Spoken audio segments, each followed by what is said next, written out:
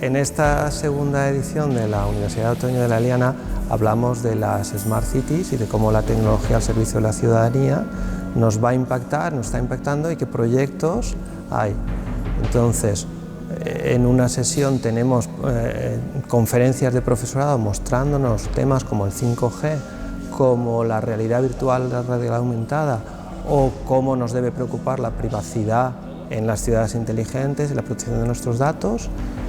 Y en otra sesión lo que tratamos es ver cómo hay empresas que están generando riqueza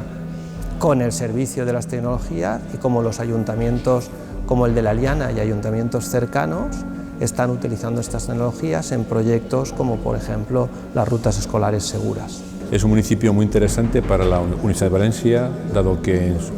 se ubica en la segunda corona metropolitana de Valencia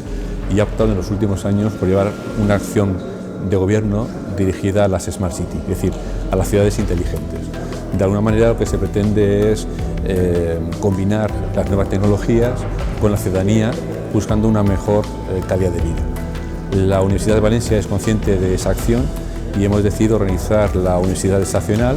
precisamente planteando temas relacionados con la Smart City de manera que contribuya a la concienciación de la sociedad de la Eliana.